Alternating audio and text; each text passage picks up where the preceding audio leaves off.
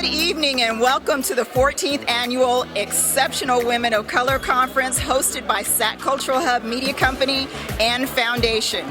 Tonight we have the pleasure of honoring 16 of the most exceptional women here in 2022. So please enjoy the festivities. Hey everyone, Nikisha Henry here, and I am the MC for tonight's amazing festivities. We are here for the 14th Annual Exceptional Women of Color Expo. Tonight it's all about honoring amazing women of color who are doing amazing things within their community, within their families, within politics, and a little bit of everything in between. So as you can see, it is a gorgeous setup. We are rocking our fall colors, but just super excited to be here post-COVID all together again, honoring some amazing women who are doing some amazing things. Excited to be here today. Because I like to be around powerful black women, women of color, women that know their worth, women that are moving up and doing things that not for themselves and their families, but establishing legacies. So I'm excited to be around women like that. So some of that can rub off on me. Important because I want to honor the black women here in the community. They've done a lot of work, and in normal places they're not recognized the way they should be. And so this is a place where they are honored and respected and just given their flowers. It's important for me to be here because I love anytime we can dispel the myth of the angry black woman and that women can't get along, that we're always catty. That's not the truth. Hi, I'm Kathy Jones from Cat's Creativity. I sell African American collectibles. I sell Annie Lee, Thomas Blackshear, among other figurines. This is a family business. This is my daughter Janae. She's always with me here selling and giving back to our community. I'm glad to be a part of EWOC. This is probably like my 5th EWOC that I've attended, and I'm glad to be here to support.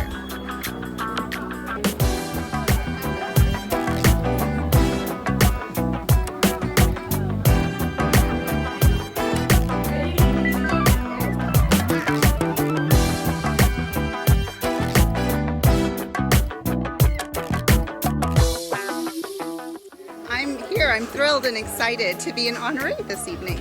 As an exceptional woman of color, this is an amazing event that's meant to honor individuals identified in the community. And of course, we know there are many more that could be here, but it's amazing to get this honor from the community. So it's such an amazing experience to be here another year at the EWOC 2022. It's one of the most still amazing events, inspirational. We get to network, get to just have an amazing experience, and I'm just so glad to be here yet another year. Good job, please, SAC Hub team. So the reason why it's important for me to be here is because Angela Carter, who is my executive assistant, is one of the exceptional women of color who's being awarded today. And of course, the California Black Chamber of Commerce, we all are proud of her, and we congratulate her, and we thank Plachette Robertson and the SAC Cultural Hub for acknowledging that Angela does great work in our community.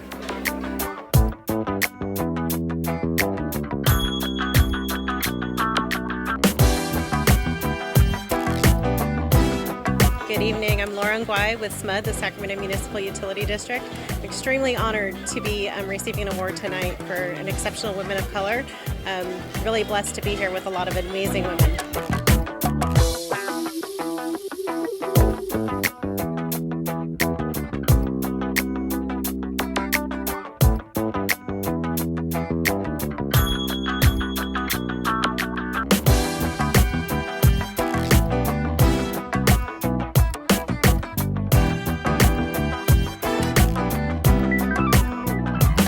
I feel extremely honored to be an honoree at the EWOC conference, and I cannot express how humbled I am to be recognized this year amongst the many women, the exceptional women of color. And I just thank God every day that I'm able to do what I do, and I hope that I can continue. Thank you, EWOC. Very excited and honored to be here today to celebrate the diversity within our community, especially the individuals that are here today from Pride Industries. I think women of color need to be highlighted more. I think people of all colors should be highlighted more. I'm excited and looking forward to this evening's events. Thank you. I am so thankful to Sacramento Cultural Hub to be an honoree tonight. This marks my 25th year in education, my hard work, and I'm just so thankful to be acknowledged for doing what I love. Hello, my name is Linda Stokes, and it's important for me to be here at the Exceptional Women of Color because I'm supporting this organization, and also my sorority sister Tara Lampkins is one of the honorees, and also my sorority sister Aisha Lowe is one of the honorees, so I'm happy to be here. Thank you. Good evening. My name is Doretha Johnson, and I am so happy to be here this evening in support of one of my friends who is also a sorority sister and a member of Links in my chapter. That individual is Tara Lampkins. She is indeed an exceptional woman, not just her character, but all of the things that she has done for the community. I'm very proud of her and to know her. Thank you. I'm Lieutenant Sabrina Briggs. I'm here with some of the amazing management from Sacramento Police Department, honoring some amazing women. And this is actually one of the main mans right now because he is our chief as of this moment. So this is Neil Cybowski. He is our lieutenant from our Internal Affairs Division, and I'll let him say a couple words. Thank you very much. It's a pleasure being here to support Sabrina and all the other amazing honorees for this event, and it's always a pleasure for us to come out to the community and support this group as well as others. And we'd be amiss if I don't introduce Lieutenant Jen Lagan. She's one of my mentors, and I've looked up to her and actually followed her path throughout my career, so I will let her say a couple words as well. We appreciate the honor to be here to represent not only Sabrina, but all the other amazing women that are in this room. And it just shows how great things are going here in Sacramento and the Sacramento region. Jeff, would you like to say anything, a couple words? Certainly. Good evening. I'm Jeff Shirashi. I'm a lieutenant with the police department. I'm honored to be here to recognize one of our rising stars and our leaders of the organization, and couldn't be more proud of her and happy that she's finally and always gets the recognition she deserves. So thank you for having us. And I guess that's it. Thank you, sir.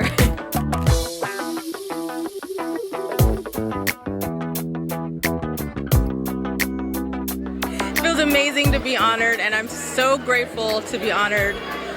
To see my work and accomplishments, be shown for others. It's, it doesn't happen often, but when it does, it's always amazing and a great accomplishment. So I am super excited and appreciate Sac Cultural Hub and Media Foundation appreciating my work and acknowledging me in front of my peers.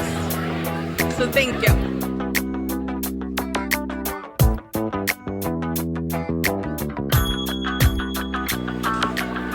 How's everybody doing this evening? Are we all having a good time so far? And we are here to celebrate some amazing, exceptional women of color. So let me try that one more time. Y'all ready to have a good time tonight? Yes, we're not going to be stiff tonight, ladies and gentlemen. So without further ado, you guys, every year, the Exceptional Women of Color program continues to uplift and empower women. And that's all thanks to our very own visionary, Plachette Robertson, the CEO and founder of the SacCulturalHub.com media company and chief editor of the Hub magazine, and her entire team. Sac Cultural Hub is the #1, not #2, not #5, y'all, #1 Black-owned, women-owned leading source for urban news, business, education, and entertainment in Northern California. So without further ado, ladies and gentlemen, please give it up for the visionary, the founder, the Miss Everything. You guys put your hands together for the one and only Miss Plachette Robertson. Thank you so much. I always love that introduction by Nikisha Henry. Please give it up for our mistress of ceremony, who's been with us every step of the way for every Exceptional Woman of Color Awards event. So first of all, I just want to say hallelujah for the saints in the house tonight. You all are so beautiful. I'm so glad that you decided to join us this evening. And I want to first give honor to and praise and glory to our Lord and Savior Jesus Christ for your presence this evening. You chose to come here. Welcome, welcome everyone as we, SAC Hub and the EWOC team are indeed blessed to be able to meet here once again 2 years post-COVID. Hallelujah. We have come together this evening to celebrate our exceptional, wonderful, amazing, like Nikisha said, the 2022 EWOC honorees.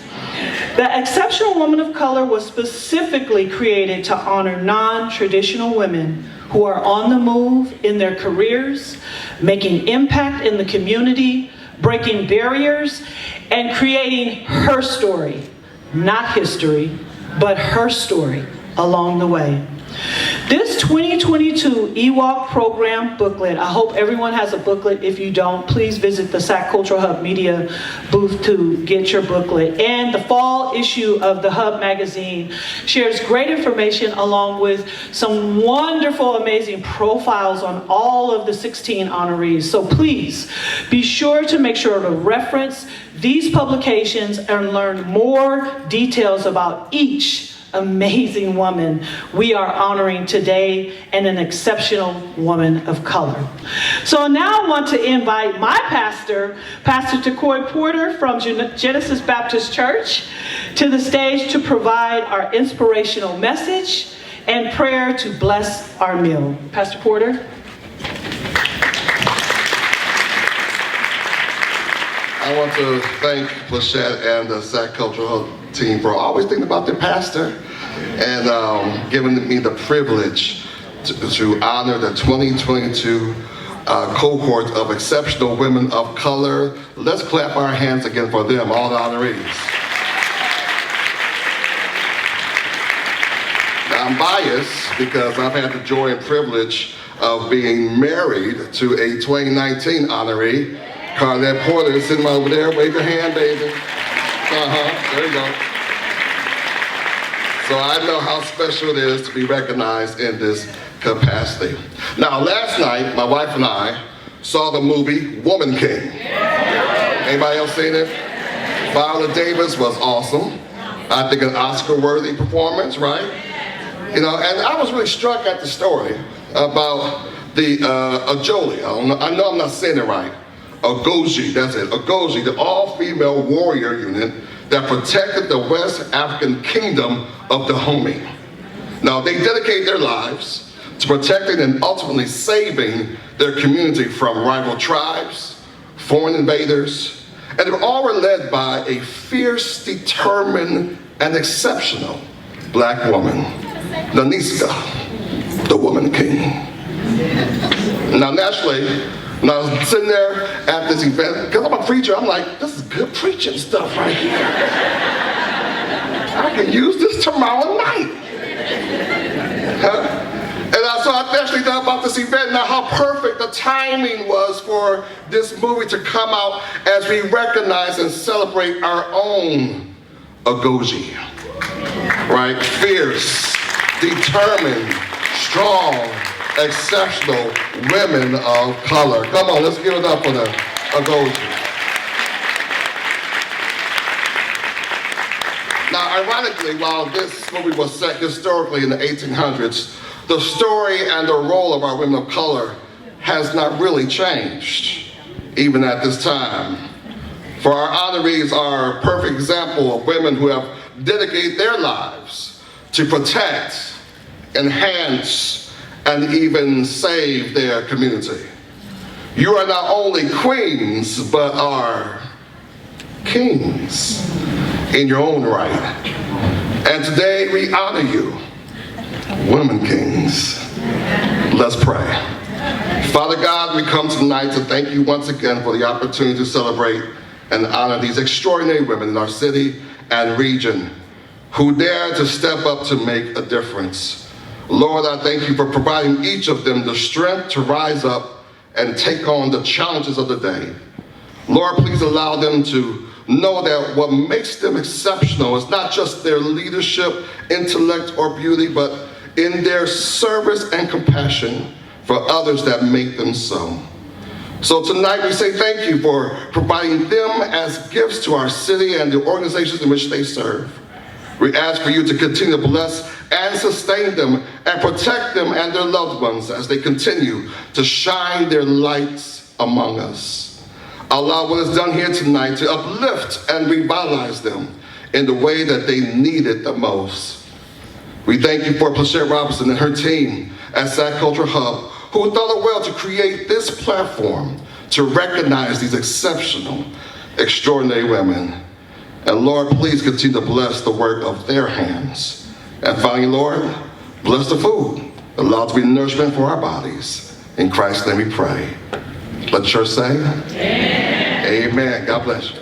Okay, so at this time we are going to have a special poem presentation. So you guys please welcome to the stage Miss Patrice Hill. Exceptional women of color are better than your average. Not to be confused with anything plastic. She's more like Queen Supreme Being. Superior in her intelligence because she wants more than what she sees. She's much deeper than what society portrays her to be. She speaks peace and is always preparing to conquer the next mountain peak. She shatters glass ceilings. She's one in a million. She never internalized what you told her she couldn't be. Access to her not easy. She's booked and busy. Stingy with her time, she's taking trips and booking flights. Her existence divine. She's getting better with time. She's shining in her prime. She's on time to the meetings and timely with her email replies.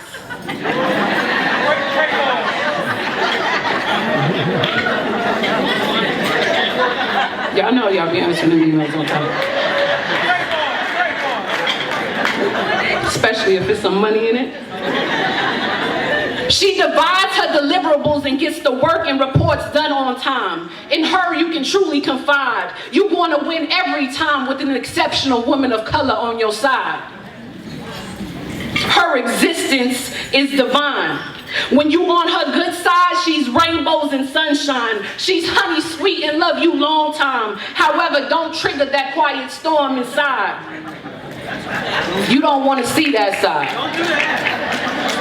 She keeps that power tucked on the inside, but can unleash it if you get out of the line. You don't want to see her like that.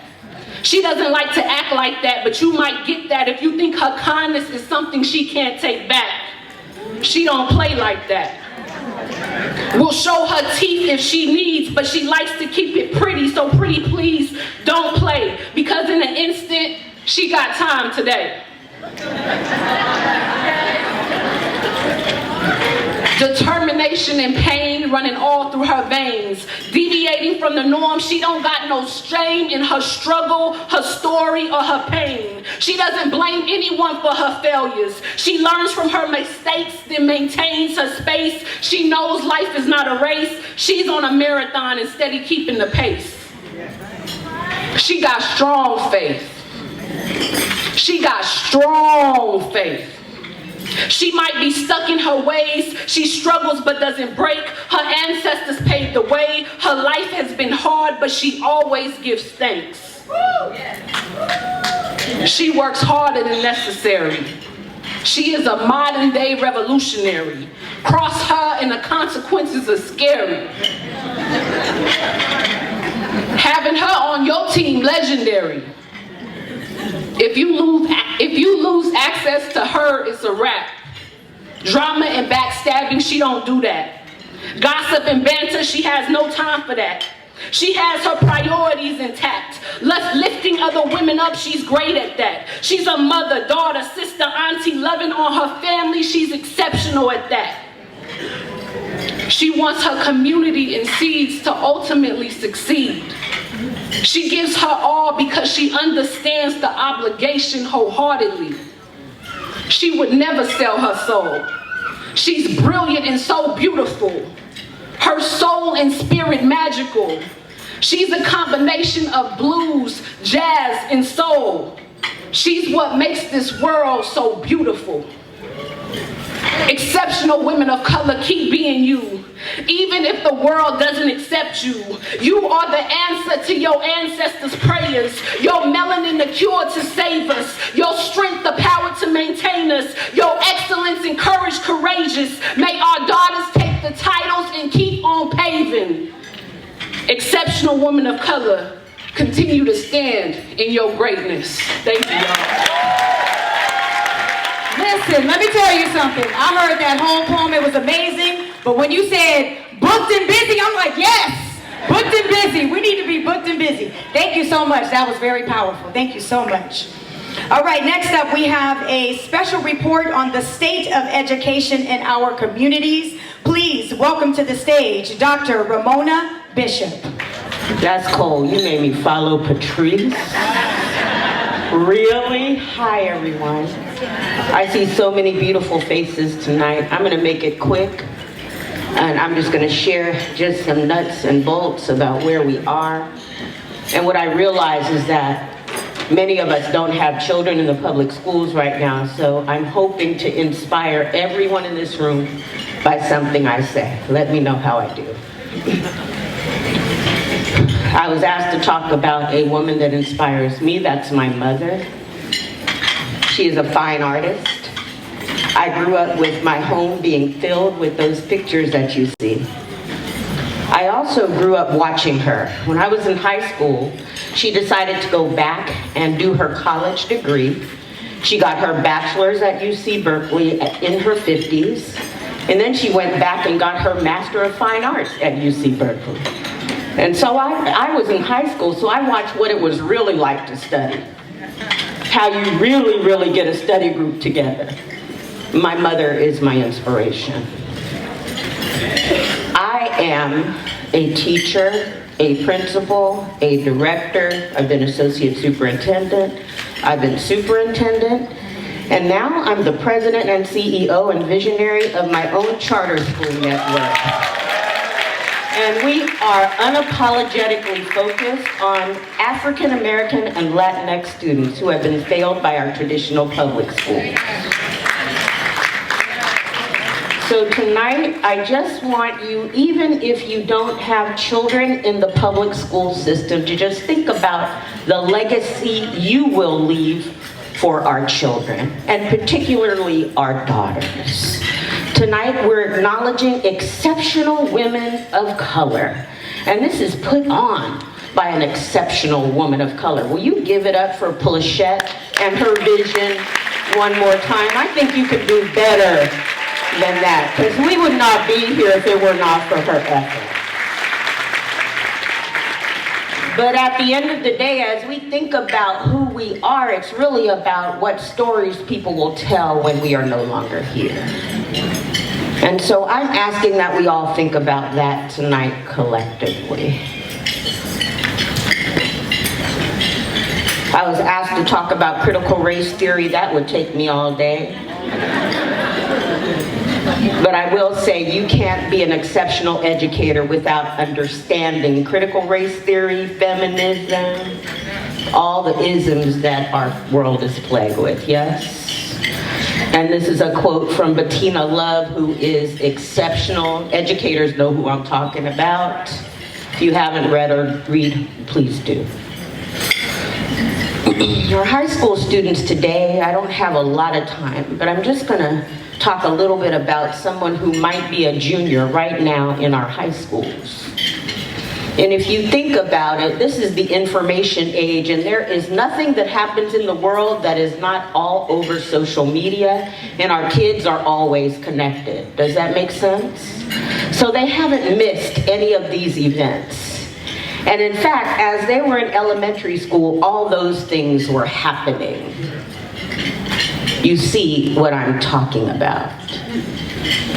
They were seeing these images. They were hearing these conversations in our living rooms. In middle school, they were faced with those things happening. You see what I'm talking about.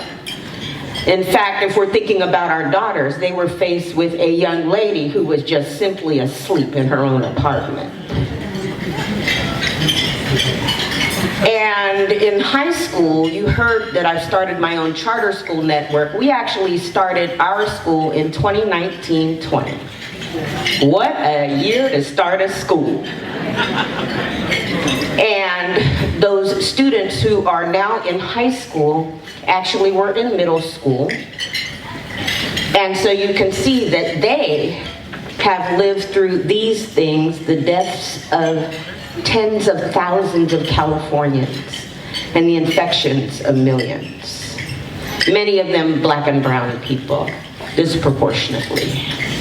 So as we think about the young people that are in our schools, we have to think about this, that this is how they've grown up, with these traumas and these tragedies happening right in front of their faces and all over social media.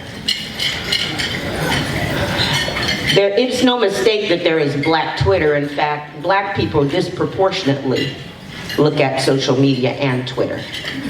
21% of the users on Twitter are Black people. TikTok. I don't use TikTok. I'm not young enough. But the kids are always on TikTok. And in fact, influenced by it so much that when they came back from COVID, there were these things called TikTok challenges. Administrators, you know what I'm talking about. Teachers, you know what I'm talking about. The Slap Your Teacher Challenge. I told my kids, I will lose my credential today. I will lose it tomorrow, you bet. Not respond to the TikTok challenge. But more than the friends that they associated with, we now are competing with social media as to what students should and should not do. Does that make sense? And so as we think about educating our society's young people, we have to continue to think about all of those competing forces. From COVID, we learned a number of things, that there was a digital divide. We've closed that now. We had no choice but to make sure that all students were connected to computers. That's a good thing. That's something we should and could celebrate. We found out that Zoom is a necessity. And many of us are still on Zoom, yes? If it weren't for Zoom, I'm not sure where we would be. I got so tired of Zoom, I'm like, I don't want to Zoom anymore. By the time it was nighttime, because you're on Zoom back to back to back.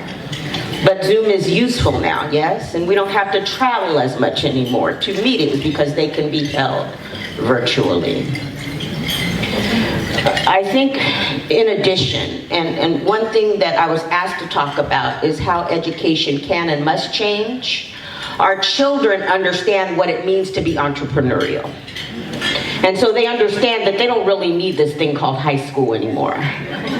Because they can be rich just by getting a lot of followers on TikTok, followers on Twitter, and becoming influencers and selling their services to these social media networks. They understand that by coding and doing the things, all things related to computers, they can become their own bosses. So education is in competition with that as well. We in our own living rooms are in competition with that as well. We have to tell our kids to put the phone down in order to have a conversation. And that is something that we must continue to do, yes, so that our young people will be socialized. And I think, I was asked to talk about charter versus traditional public. You know what? There are powerful educators all over this nation. I'm not going to get into the debate around traditional versus charter versus private. I'm going to say that if you have a young person in school or a nephew or a niece or a friend or a godchild, just make sure they have somebody that understands what they have been through, that understands what I showed you back on the other slide, that understands how to have those conversations about racism and all the isms that they're going to face. Does that make sense? I was asked to talk a little bit about one of the highlights of my career is during Obama's presidency. I was asked to speak at the White House about some of the work that I was doing as a superintendent at that time. And, one of the things that I highlighted was the importance of parents. Parents, if there are parents, grandparents in the room, your power has been untapped in educational systems. We argue and complain about the rights that our workers have. They're doing what they're supposed to do and advocating for their rights. What about us as parents, grandparents, aunts, uncles, and so on? So I'm going to ask that if you are a parent that you flex and that you show up, and that as students get older, especially in high school, you lean in and you show up at the schoolhouse regularly to see what they're up to, that you walk into those classrooms regularly, especially the older they get. Right? We want to make sure that what they are getting is absolutely what we expect. People say you don't pay for public education. Yes, you do. Look at your paycheck. You are taxed. You are in charge of the public education system. I'm going to close with just a thought. It is really important that we use social media and train our young people to use social media for good, since they're on it so much. As I thought through the impact of COVID on all of us, I thought about something that I was doing just as a so-called influencer, mostly on Facebook is where I am. And I was just trying to think of things that would inspire the people that typically follow me, and you can see the list of people that do. So I'm going to leave you with my top 5, and I hope that one of them, 2 of them, will inspire any of you in the room, because it was my goal to make sure that I was touching each one of you. So if you hear one that particularly resonates with you, this is a Patrice thing. Can you just snap for me, please? If something inspires you, I just need you to snap for saying did inspire you as I close. Refined self-talk. Believe the impossible is possible. If you're an entrepreneur, you know what I'm talking about. Just being a woman of color, you know what I'm talking about. Being a mother, a father, a grandmother, you know what I'm talking about. Being a police officer in this time, you know what I'm talking about. Being an activist, you know what I'm talking about. Check in regularly on Black women. Smiling eyes may hide tears. Hashtag not that strong. It's just something I was thinking about in my living room during COVID. Exist unapologetically. You don't have to explain your hair, your piercings, your size, just exist. And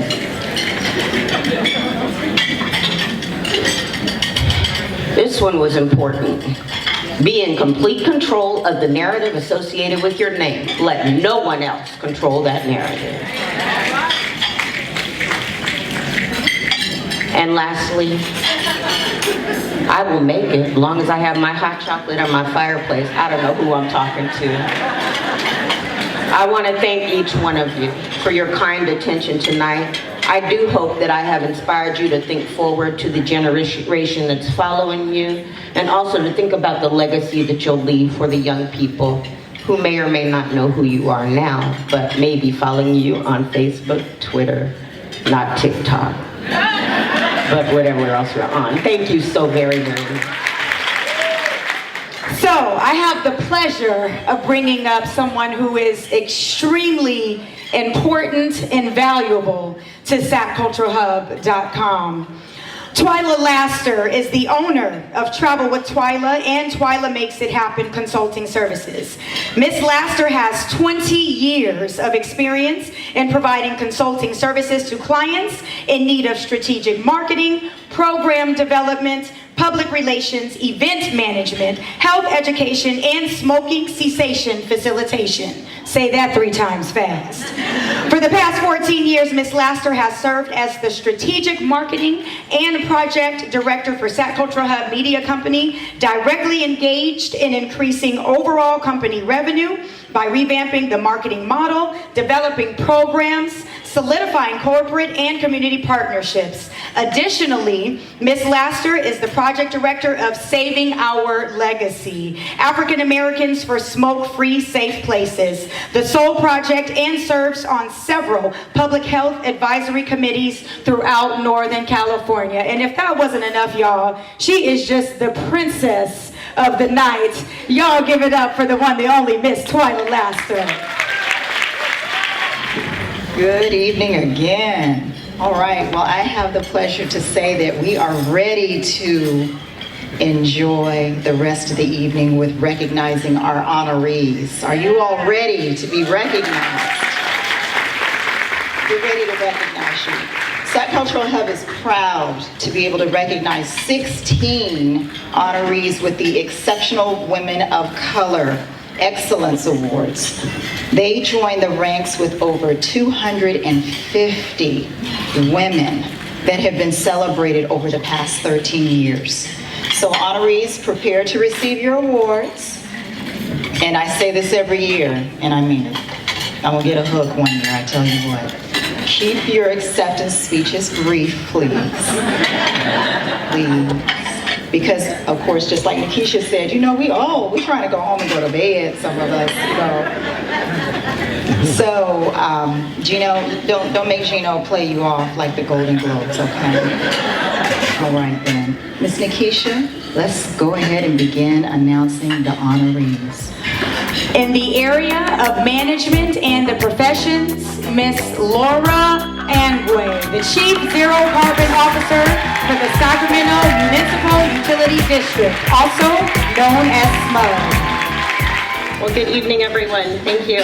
I'm Laura Ngwai, Chief Zero Carbon Officer with SMUD, and I'm extremely honored to be here this evening to receive this award alongside so many exceptional women of color and women kings. I began my career at SMUD almost 19 years ago, and I've seen a lot of changes over the years. Early on in my career, I remember being one of the only women supervisors in the construction side of our business. And even today, when I attend industry events across the United States with other utilities, all too often I'm the only, not only the only woman of operational leadership within the room, but also oftentimes the only person of color. You see, many utilities don't look like we do at SMUD. So I'm extremely proud of the work that we've done at SMUD in terms of making sure that we will continue to do, to making sure that we represent and look like the community that we serve. I do want to thank tonight the Sacramento Culture Hub, not only for this event tonight, but also for empowering and inspiring our communities. I want to thank our SMUD team and our board members as well, especially those that are here celebrating tonight with me. Thank you for all of the work that you do to make sure that SMUD is not only one of the best places to work within the Sacramento region, but also one of the best utilities across the United States. Finally, I'd like to thank my family who are here with me tonight also, to my husband, who when our kids were really young became the primary caregiver of our children to ensure that I could go back to school, obtain my degree, and advance my career. So thank you.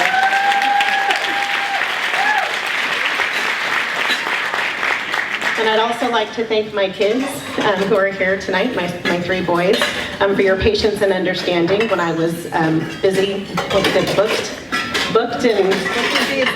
and busy. Thank you. And especially, I want to thank my oldest son, Peter, who at a very young age started to walk our two other children back and forth to soccer practices because he knew we weren't going to make it home on time to make soccer practice. So thank you for stepping up within our family as well. So thank you, everyone, and I hope you enjoyed the evening. Thank you. Let's give it up one more time for Laura Angway.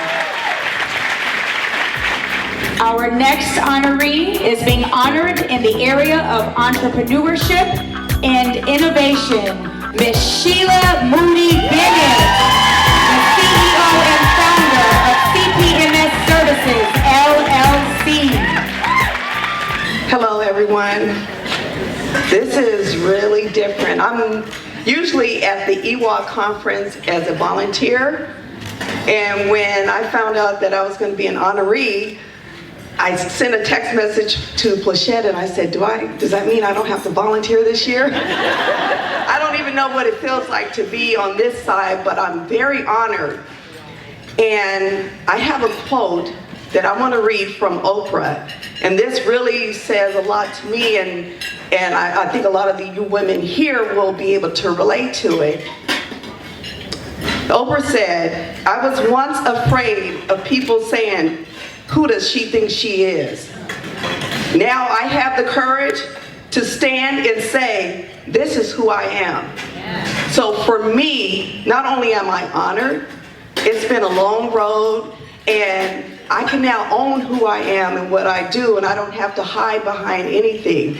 But that is all due to my support, my family's here, my loved ones are here, thank you all, and my mentor, I don't want to say any names because I don't want to leave anyone out, but I will say I am extremely honored, and I thank God every day for blessing me to be who I am and to move the way I move. Even though I move many times in silence, it doesn't stop me from knowing who I am and what I've accomplished. But thank you so much. And thank you, Plachette and SAC Cultural Hub. Love you. Another round of applause for Sheila Moody Bentley.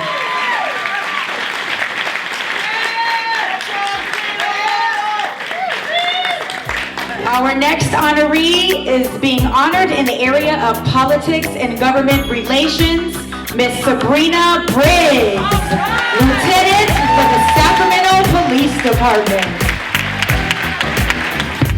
This on? There it is. Well, I've seen the looks over here. She said, let's keep it brief. And so I'm going to keep this very brief. So first off, I just want to say thank you, and I'm truly honored. Unfortunately, my parents aren't here today, but I do have some extended SAC PD family. I also have some extended cousin family over here. So I would like to say thank you to them for showing up. I had an opportunity to read all of the bios for all the honorees today in the Hub magazine. And I am truly honored to be a part of them. I just want to say thank you, ladies, because it's women like you and women like a number of you in here who paved the way for me. And I just want to say thank you. So thank you very much. Another round of applause for Lieutenant Sabrina Briggs.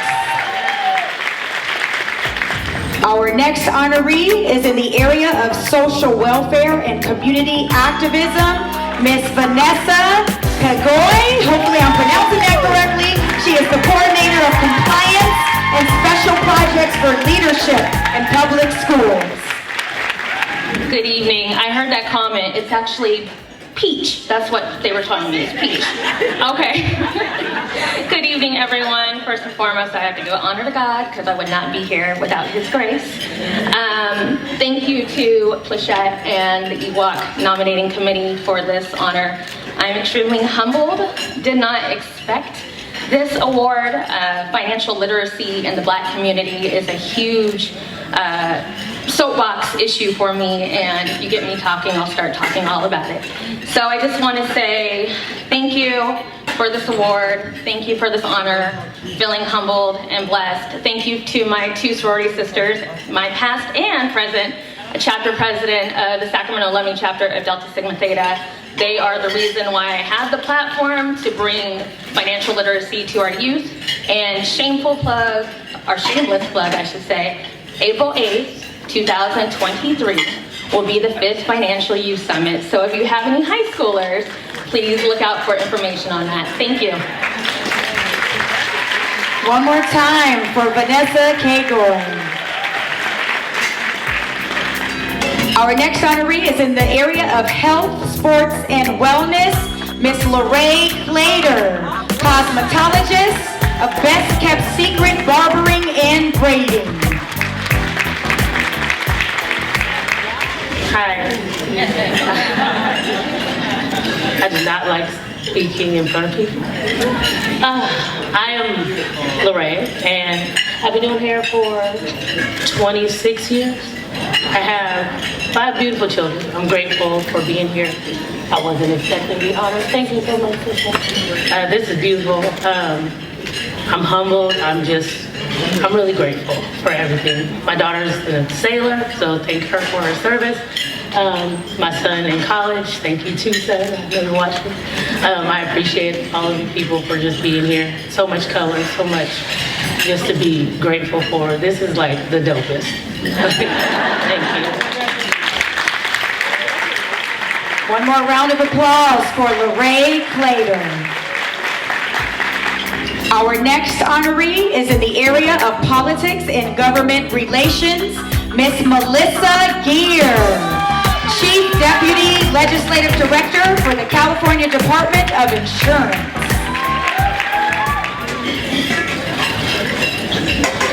Okay, good evening, everyone. I'm a little old school, so I got my paper, but I promise I'll be quick. So first, I just want to say that I am grateful to be recognized as an exceptional woman of color this evening. And I'm humbled to be among all of the incredible women who are also being honored tonight. I'm honored that the SAC Cultural Club Hub Media Foundation has recognized my work, because much of my work to help Californians' lives live their best lives and be treated fairly and to be their best selves happens behind the scenes. I spend most of my days shepherding bills through the legislative process. And in order to be successful, I must be bold, courageous, and exceptional. And as a result, I have persevered, risen above the noise, and won many hard-fought battles. I've worked in many different state departments and industries, and oftentimes I am one of only. I'd say I spent the last 9 years working with the Department of Insurance. And so imagine the different battles that we won trying to protect consumers, especially as we have experienced exceptional wildfires. Many of the people in the room that I'm working with, legislatures, lobbyists, they lobby, and the difference of what they do and what I do is we call ourselves advocators, right? So we advocate and educate because we don't have the money to choose politicians, senators, assembly members who want to help behind the scenes who may then vote our way. So a lot of what we do is being out there in the forefront. And so as a woman of color in an industry that currently is not very diverse, it's tough at times. So this really means a lot to me. I will continue to advocate for all Californians at various stages of life, which has been and continues to be important to me. I will continue to strive to ensure that underrepresented people and communities are represented even when they're not in the room, with the hope that the work that I've done and the work that will come will eventually allow people to go farther than just being in the room. I didn't do this alone, and I'd be remiss if I didn't thank God for guiding and directing my path all along the way. I'd have to thank my husband, my family, my NELP family, Class 1 and beyond, colleagues, friends, and mentors, some of whom are here to celebrate with me this evening. I am grateful for their love, support, sacrifices, hard work, dedication, and advice over the years, because this race has been a marathon and not a sprint, and I'm not done yet.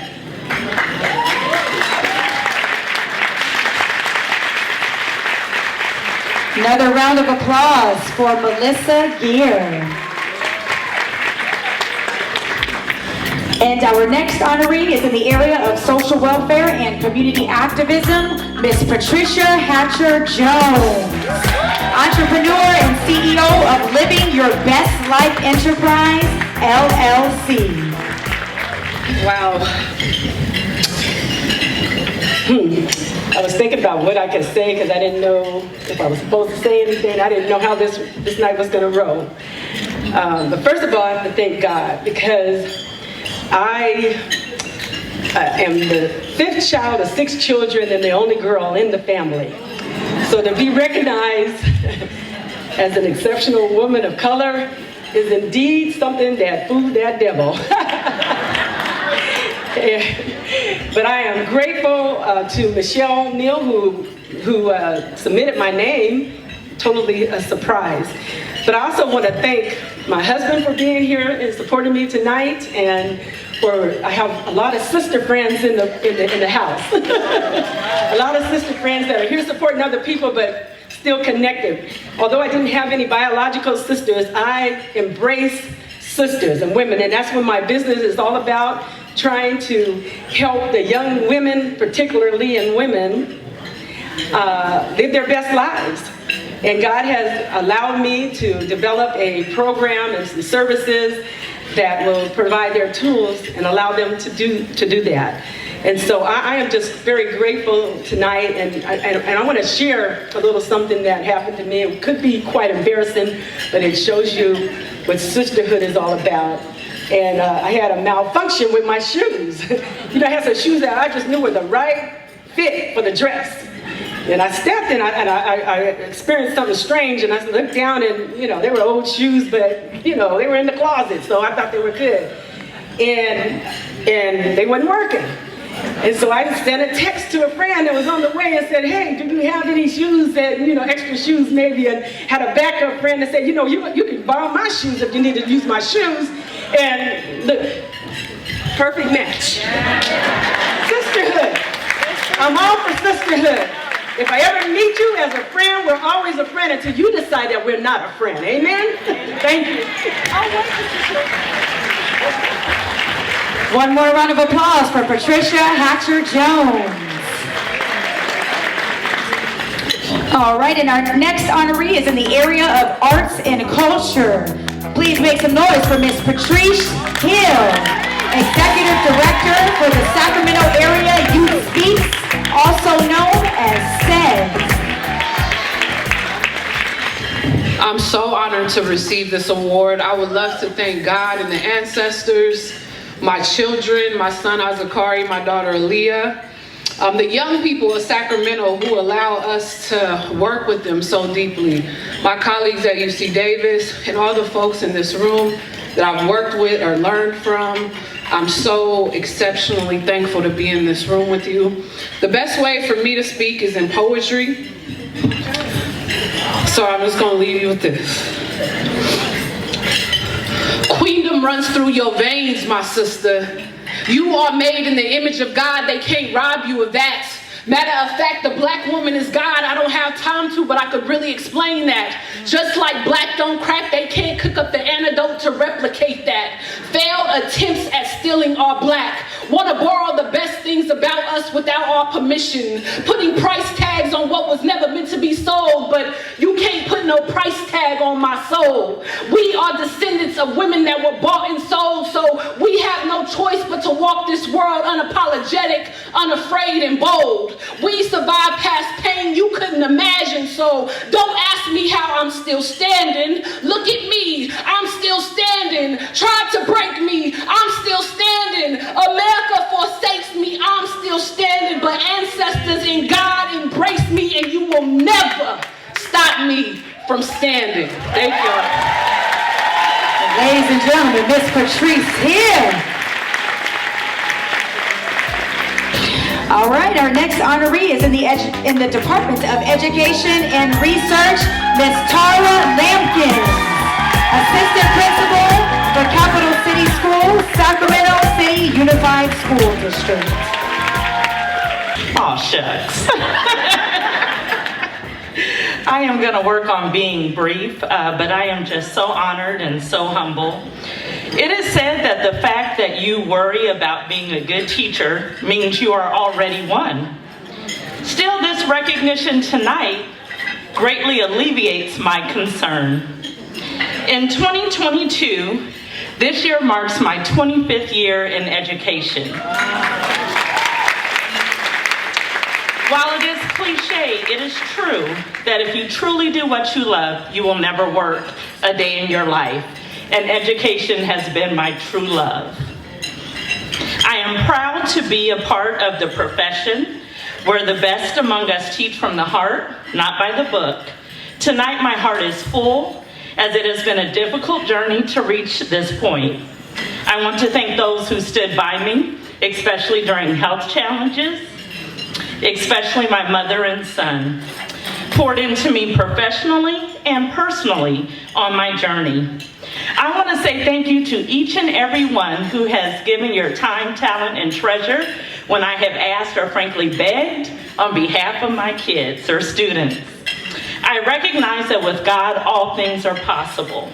I know difficult roads often lead to beautiful destinations, and I want to thank Plachette, Sac Cultural Hub Media Foundation for honoring me tonight.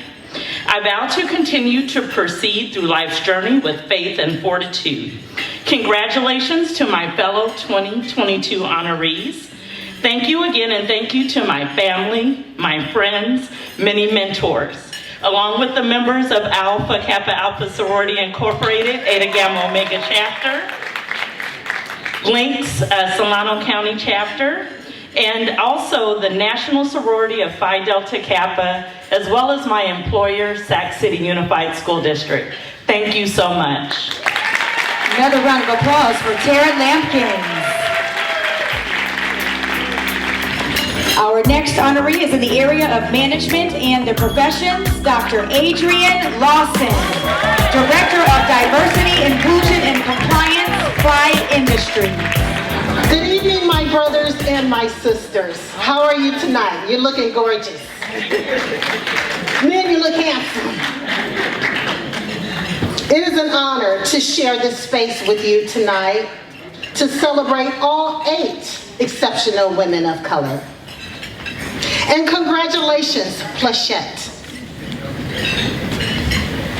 She is the president, CEO, and founder of SAC Cultural Hub, and this is her 14th year of this signature event. Let us give her a round of applause.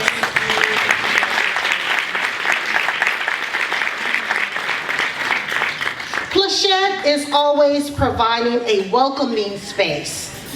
Don't you feel welcomed? She always creates a safe space.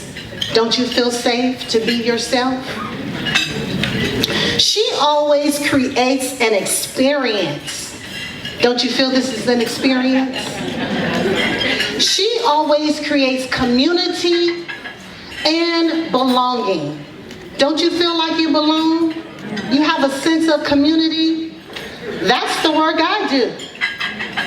And that's how we are connected. So thank you so much for this honor tonight. Now, I would like to acknowledge the person who nominated me. Thank you from the depths of my heart. I don't know who the person is, but I hope they will reveal themselves to me so I can personally say thank you, but I would like to publicly say thank you for this nomination and this award. Secondly, I would like to thank all my current and past mentors. You know you can't make it on your own. Someone helped you somewhere, and it's good to acknowledge them publicly. Patricia Holmes, Ann Thomas, Dr. Robin Carter, Dr. Masupiye, Dr. Jesse Gaston, Dr. Lisa William White Stewart. Thank you, my sisters from Sacramento State University, for believing in me. I would also like to acknowledge my colleagues and my friends from Pride Industries. They are here to support and share in the celebration today. Can you please stand so I can brag about you? Stand up, you guys. And I would like the president and the CEO of Pride Industries to wave. It's the president and CEO of the company. Came for me, okay? That's a blessing. A black woman, they care that much? Thank you. You have to be, thank you. Thank you. I really appreciate you all being here tonight. Last, but certainly not least, I have to thank God for His grace, for His love, for His mercy, to allow me to do this work, to make a difference in the world today. Thank you so much. God bless you all, and enjoy the rest of your evening. One more round of applause for Dr. Adrienne Lawson. Our next honoree is also in the area of management and the professions, Miss Angela Lowe, Executive Assistant to President of the California Black Chamber of Commerce. Thank you, Plachette. Thank you, Jay King, for nominating. I really appreciate you. And and the chance you took on me to bring me aboard the California Black Chamber. It has been an extraordinary path, and we will continue to do more. And I'd like to thank all the women that I'm with tonight, the 16, and it's an honor. I am so humbled, and thank you. One more time for Miss Angela Lowe. Our next honoree is in the area of education and research, Miss Kancy McCarn, Chief Human Resources Officer for the Sacramento City Unified School District. Hello, good evening, and wow. Thank you so much for this opportunity to be recognized. There are so many amazing women of color we know who are seen, many more unseen. So just having the opportunity to be here in recognition of those who have come before us, those who are not with us tonight, and those who will follow us. I'm really appreciative. I feel excited, honored, blessed, humbled by this recognition. And so thank you. Thank you to a community who has been extremely supportive, a community that has, provided relationships, valuable relationships, mentorships, support, love, and kindness. And I thank you to my family, to God, of course, my husband, my precious children, precious boys, the best boys. And also, I want to say that while we hopefully all have women of color in our lives, not enough of us do, but I want to recognize my mom, who is the best, smartest, wisest, kindest, most gentlest woman that I know, and thank her for instilling in me that love, responsibility, passion for caring for others, for kindness, for lifelong learning, for family and community. So as I work in a school district in the Sacramento City Unified School District, and will continue to always give to others, I just, in all of that, accept this. So thank you so very much. Another round of applause for Miss Kancy McCarn. Our next honoree is in the area of social welfare and community activism, Miss Robin Rose Hamer, Vice President of Capital Impact. Good evening. I opted not for paper tonight, so phone. Thank you to the Sacramento Cultural Hub for this award, and to the Nehemiah Emerging Leaders Program for the nomination, and my family. Of course you did. Congratulations to all the other phenomenal awardees and past recipients who are here today. I'm here because my mother showed me what exceptional womanhood really is. I am grateful to have my network here to support me, my colleagues from Elk Grove Unified School District who have become my friends, and I am indebted to the Sacramento LGBT Community Center and my friend Reggie Caldwell for a healing work environment and an opportunity to innovate programming and exercise my gifts. To my executive coach, Alami Bashir, for helping me to reorient to my why, and to Capital Impact, my new work home, for stretching me to my potential. Thank you to my partner for her unwavering support, and to Plachette and team for this honor. Thank you. One more time for Robin Rose Hamer. Our next honoree is in the area of arts and culture, Miss Stacy Shelnut Hendrick, Director of Education for the Crawford Art Museum. Thank you so much. I want to thank, I too am a outgrowth of the Nehemiah Emerging Leadership Program, and I want to thank them for supporting my leadership and my nomination. I want to thank the Sacramento Cultural Hub for doing such an amazing job in keeping art and culture in the forefront. I don't think Plachette remembers when we met, but we actually met at a talk that Isabel Wilkinson was doing at the Mondavi Center, and there were not many of us in the room.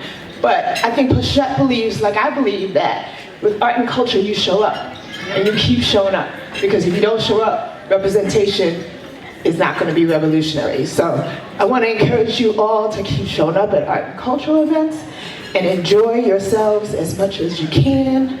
I have a lot of people to thank because I stand on the shoulders of giants. I want to thank my mom, Naomi Shungut Hendrick, who is no longer with us, but she is amazing. I want to thank my auntie, Lillian Braxton, my cousin, Brenda Braxton. I really, really want to just sort of hold those names up because I love those women and they've been amazing to me. In addition, my husband, who of, it's like 22 years, yeah, drives me crazy, but I love him and he's always supported me and I really appreciate that. I also want to thank my son, who's 18, also driving me crazy. But they are beautiful men who I live with and could not live without. So thank you all so much. I also should shout out Liz Baidu, who has been a tremendous friend to me. So thank you, Liz. But thank you, enjoy yourselves, and I appreciate this honor. One more time for Stacy Shelnut Hendrick. Our next honoree is in the area of politics and government relations, Ms. Paula Velasquez, Associate Director of the Legislative Advocacy, County Welfare Directors Association. I heard that. Go neighbor. It's for my new BFF who just helped me pick Alfredo sauce out of my hair. Thank you.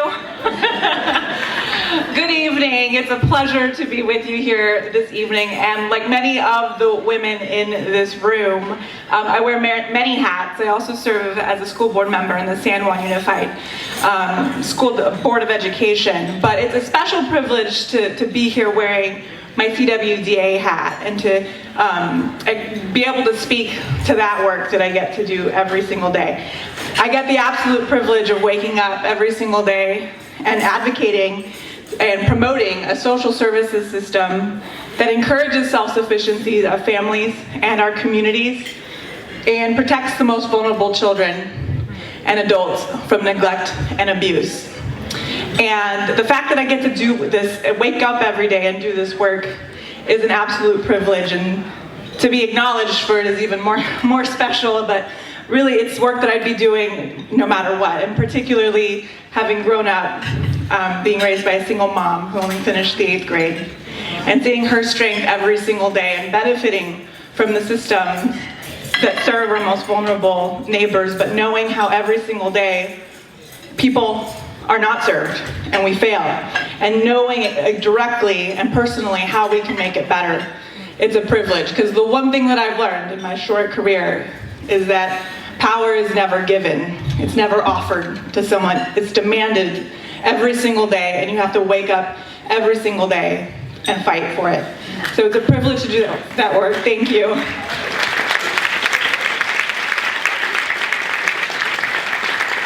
I do have a long list of folks that I would thank, but first and foremost, and I'm going to spend my attention and time on thanking my fellow honorees. It's a real privilege to be among such a distinguished group of strong women who wake up every single day to fight to make their community better. And I say that also as an expecting mom. And I tell you, this girl's been kicking all day. She knows the power in this room. So thank you for being an example for her. You're so inspiring, and I really appreciate the honor, and I'm glad to stand with you. Thank you. One more time for Paula Velasquez.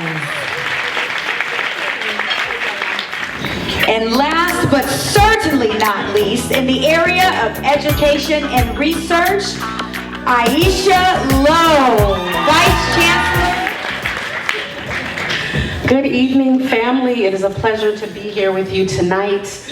I want to, of course, thank the SAC Cultural Hub for this honor. I want to thank my NELP family for the nomination. There are lots of NELPers on here tonight. Must also acknowledge my sorors of Alpha Kappa Alpha Sorority Incorporated. Good to see everyone. You know, as I thought about what I would say tonight, being nominated as an exceptional woman of color, I don't know what is particularly exceptional about me, but I do know I serve an exceptional God. And when I think about how I went from being a low-income black girl in San Francisco to sitting in the C-suite in the largest system of higher education in the nation, I serve an exceptional God. So I give him all the honor and glory because the Lord knows that without him, nothing that I've accomplished would be possible. I also want to give honor to my elders on whose shoulders I sit. Irma Crenshaw, Edmund and Willa Mae Lowe, Dorothy and Raymond Howard, who are no longer with us, but who I know have inspired my pathway. And also want to thank my family that is here. My auntie Shirley, this is my ride or die aunt. She goes to everything. Every football game of the cousins, everything. And last but not least, I must thank my mother, Theodosia Ann Lowe, who has literally been my biggest cheerleader, my strongest advocate, always believed in me, always spoken life over me. I would have not accomplished anything I've accomplished without your love and your support, Momsy. I'm also her twin, so if you see an older version of me running around, that's my moment. But thank you so much. Also want to honor all of the fellow honorees. Thank you so much, Flechette. And just God bless you all. Let's continue this good work. We are, I wholeheartedly believe, in the era of the woman. And I believe we are in a special time and place in history for women leaders, and in particular for women leaders of color. So for all my honorees, all the women out here who are doing the work in the community, who are breaking down barriers and changing systems and pouring into families, you keep doing that good work because God is on our side and we will prevail. Thank you. I thought I was leaving the stage, but I'm back. This is like one of the most favorite times when we give out money to young women of color who have actually submitted an essay on what makes an exceptional woman of color. You have your program book, we have their photos listed. One of them does happen to be here tonight. Another one, two of them can't be here because they're actually away in college now. But we do have some people here who are going to accept the award on their behalf. But I would encourage you to read some of the excerpts from their essay because their essays were very, very impressive. So without further ado, I am going to introduce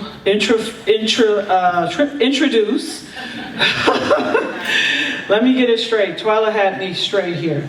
Okay, so there are 3 scholarship awards that we're giving out, and they are for $500 each. All right. So the very first young lady that we would like to announce, and we have someone here on her behalf. I do believe either her parents are here or Tresla Gilbreth is here. Her name is Zion Kagna Lottie. She is a 20-year-old graduate student at the University of Southern California. And I do believe someone's coming to the stage now to accept the award. All right. Zion could not be here today. First of all, hello everyone. My name is Tresla Gilbreth, and you all are looking mighty nice. I am accepting this award on behalf of an exceptional young woman. Zion, she received her Bachelor's of Science in Biology, graduated At Regis College in Boston, she minored in Spanish and Health Professions and is continuing her studies at the University of Southern California, studying to earn her doctorate in physical therapy. And she just received her white coat this week.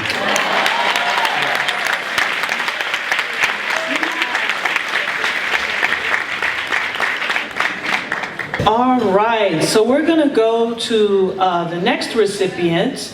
I do believe that she is here. Her name is Honesty Hunter. She is a Stockton native, is 21 years old, and is a junior at Sacramento State University.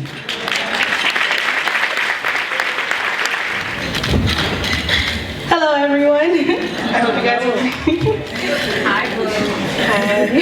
I hope you guys are all doing good today. I am truly grateful for receiving the 2022 Exceptional Woman of Color Scholarship. Thank you very much. And this is actually my first ever scholarship, so I'm truly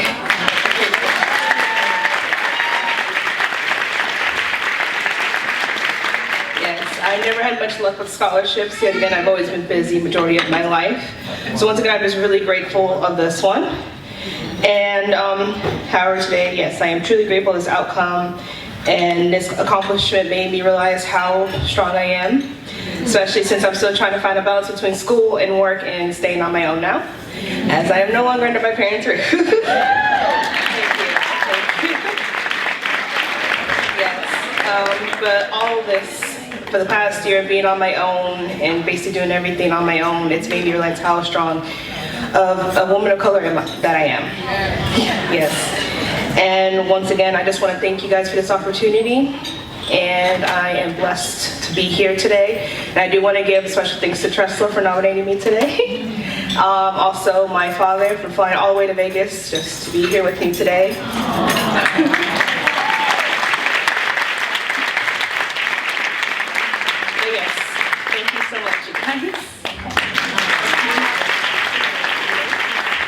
All right, so our next recipient is Lariah Jackson.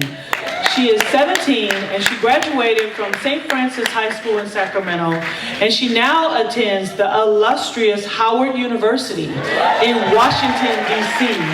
And we do have her appearance here on her behalf.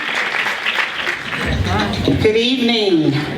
I am the mother of Lariah Jackson, and I am a proud, proud, proud mother. She is a native of Sacramento, has been in predominantly PWIs all of her life. She is loving immersing herself in her culture at Howard University. And we are all so proud of her. A little backstory on Lariah: she has been singing all over Northern and Southern California all of her life. And I've always taught her that it takes a village to succeed. And I thank you all tonight for giving her this scholarship, because as a single mom and a kid that's just trying to make it, this means the world to us. So thank you.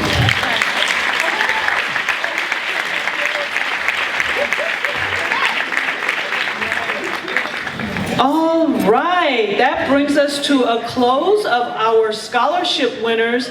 And wow, we've had the 16 honorees, and I just loved each and every one of your remarks, your speeches. You guys all look so beautiful.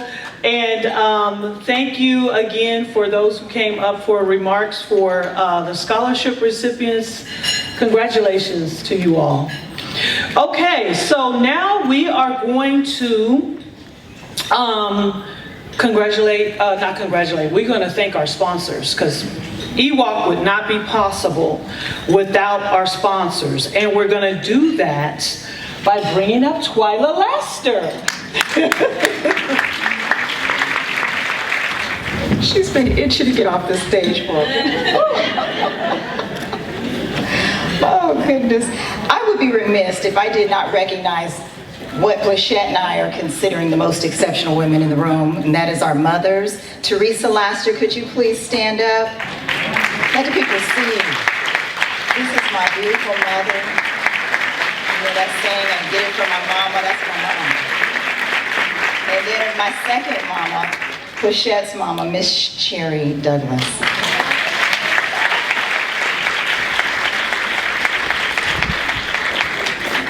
So now I can recognize the corporate sponsors. So our silver corporate sponsor is Sacramento Municipal Utilities District, also known as SMUD. We love y'all. We love y'all. Our bronze corporate sponsor, Department of General Services, DGS. And then also UC Davis Health, Office of Health and Equity and Diversity. So please remember, like I say most of the time, there's several opportunities for you all to participate in. Dear and dear to my heart and Plachette's is the ability to be able to give scholarships out to our youth and young adults. So please make sure that you consider donating to our Youth and Young Adult Scholarship Fund and also supporting this very important woman-owned business with your advertising dollars. We have, of course, the Exceptional Women of Color, we have the Black Physicians Forum, and we also have the media portion, which is the website and the magazines. So please make sure you consider advertising your businesses with us, advertising your organizations with us, and we look forward to seeing you as a media partner or a sponsor in the future. Right, we still got a full room here. I am so glad that everybody didn't try to duck out of here after eating. Because you know that's me, but anyways. All right, so this is another one of my favorite times during the EWOC events is when we do our keynote presentation, keynote conversation. I do have the pleasure of introducing our keynote speaker for this evening that will be in a conversation with our MC, Nikisha Henry. Kiki Ayers is our keynote speaker for this evening. She is the owner of Ayers, founder and CEO of Hollywood public relations firm Ayers Publicity. Before I go on with her bio, please be sure you read the amazing article in the Hub Magazine fall issue. You should have that. If you don't, you can pick that up from the SAC Cultural Hub vendor booth. There was an article written and she was interviewed by Michael P. Coleman. She has an amazing, impressive background. Since launching her company in 2016, Kiki has been featured in Forbes magazine, Black Enterprise, BET, Essence, and appeared on the Tamron Hall show, to name a few. Ayers has been honored by the United States Senate, the U.S. National Committee for United Nations Women, the City of Los Angeles, the National Black Public Relations Society, and named one of Roots 100's most influential African Americans. She is also a TEDx speaker and first-generation graduate of Howard University. Prior to PR, Ayers worked over a decade in media as a journalist and entertainment reporter. She has interviewed the biggest names in Hollywood, such as Samuel Jackson, Ice Cube, Ryan Gosling, Ben Affleck, James Corden, Will Ferrell, Kevin Harlan, Issa Rae.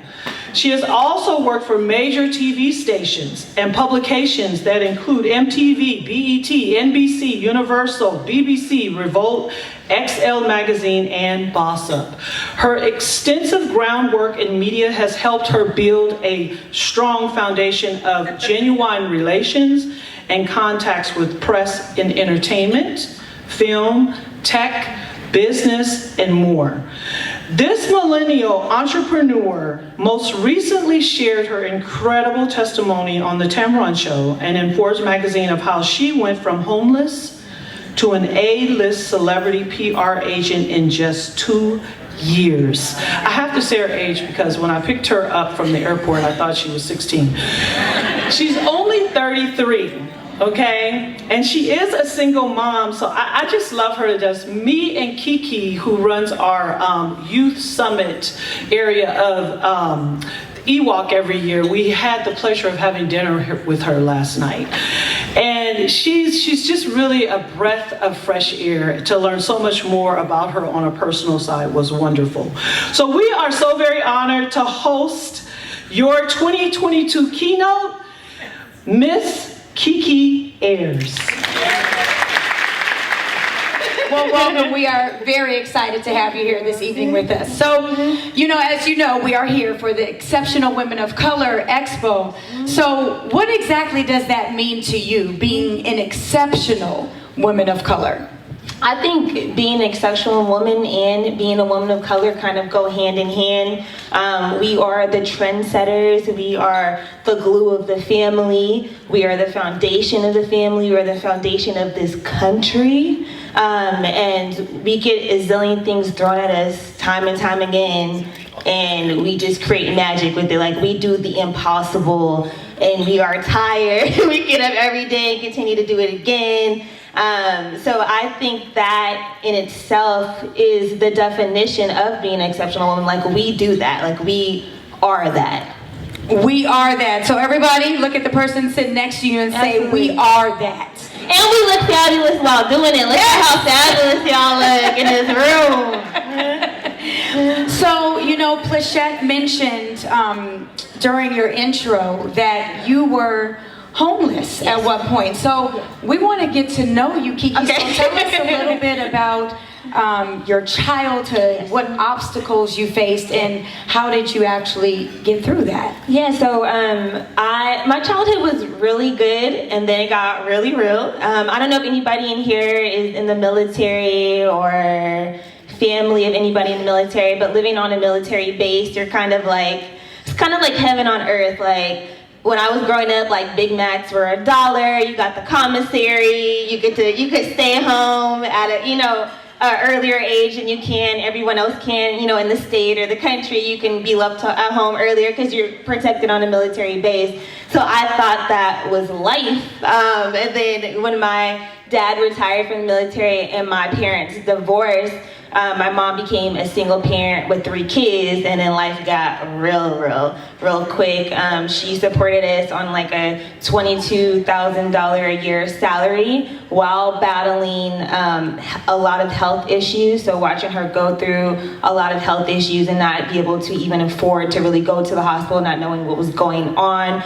She still got up every day and went to work. A lot of times, especially during holidays, would pick up another job just to make sure we had a Christmas, so she did all types of amazing things, and watching that growing up, it just kind of built the foundation of who I am. Like, I knew at an early age, like, I need to get my stuff together. If I was ever to have a kid, I need to be financially set so they're not going through things that we went through. We went through a lot of things, and because we're in the military, ended up in a space by ourselves. We didn't have any family around to help, like none. And we kind of just kept things a secret. We didn't want people to know what was going on. We didn't want to be split up with child services. We didn't know. We just didn't want to anything like that. All we had was each other. So that kind of built the foundation of who I was.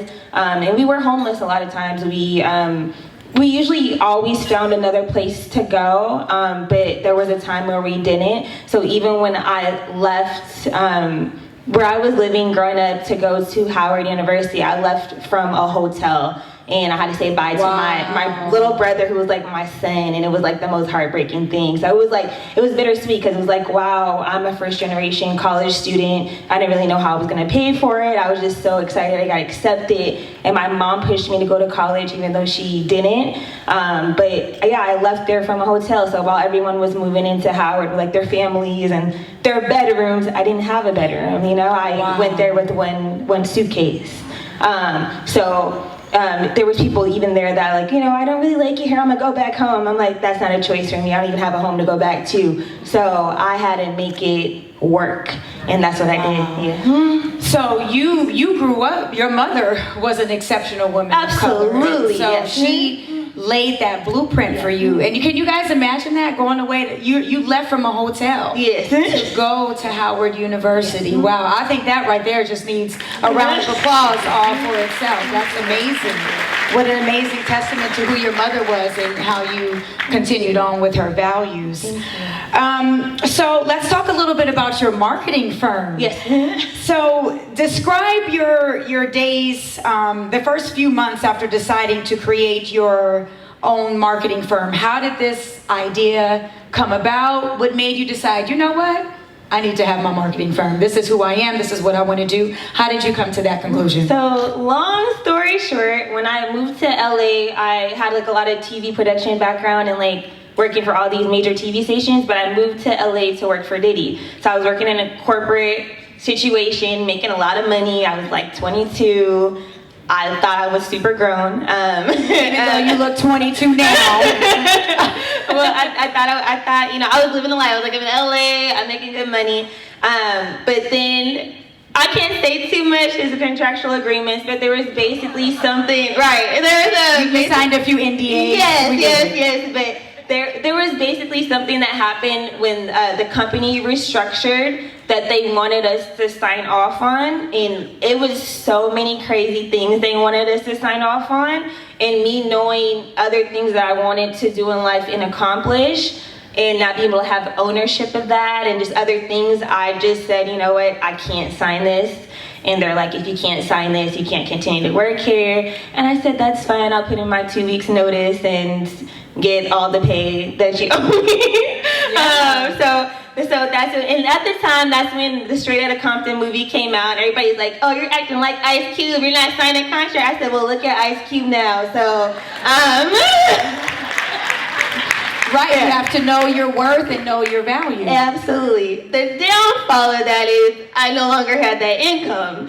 So I unfortunately ended up in another homeless situation. And again, I didn't have any family out here at the time. So when I say homeless, I mean homeless. I'm not talking about I was sleeping on an auntie's couch. I mean like, if I could come up with $33 a night, I would stay in a hostel with 16 other people I didn't know, co-ed, bunk beds, anywhere. I literally spent every day trying to figure out where I was going to sleep at night. And what I was doing on this side, it was like a lot of red carpet interviews. That's when I was like interviewing all the celebrities, and I loved it.